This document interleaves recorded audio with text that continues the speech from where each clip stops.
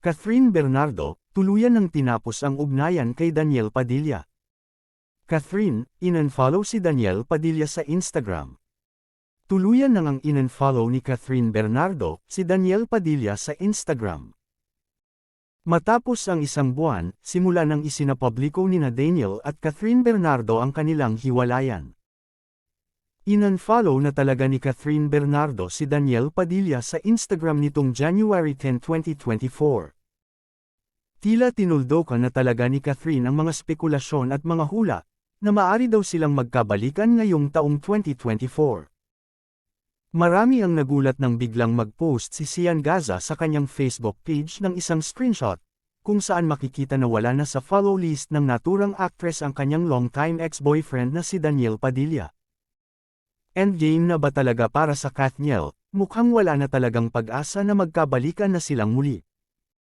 Sa kabila ng pag-unfollow ni Catherine Bernardo sa kanyang ex-boyfriend, nanatili pa ring naka-follow si Daniel Padilla kay Catherine at tila ba hindi pa ito nakaka-move on. Marami ang nagulat sa biglaang pag-unfollow ni Kath kay Daniel, dahil unusual daw ito sa kanila kasi parang okay naman daw sila habang magkasama sa tuwing may event.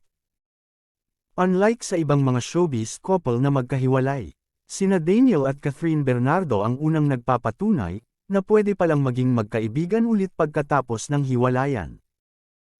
Ipinapakita talaga ni Catherine na wala na talagang lugar si Daniel Padilla sa kanyang buhay at handa na siyang magpatuloy sa buhay na hindi kasama ang aktor.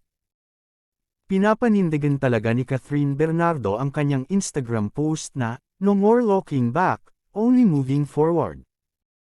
Marami sa mga Kathniel fans at netizen ang nalungkot dahil yung katiting na pag-asa na magkabalikan sana sina Daniel at Catherine ay tila naglaho na. Yung iba naman ay natutuwa dahil hindi daw naging marupok si Kath, sa kabila ng napapabalitang pagsusuyo ni Daniel Padilla sa kanya. Nanindigan daw at taas noong, ibinandera ni Kath, na she can live life without Daniel. Hindi rin naging biro ang kanilang naging paghihiwalay, dahil sa kaliwat ka ng isyu ng di umano'y pagtataksil sa kanya ng kanyang ex-boyfriend. Hindi man kinumpirma ni Daniel at Catherine ang totoong dahilan ng kanilang hiwalayan, pero para sa iba, silence means yes, at maaring hindi fake news ang mga kumakalat na balita.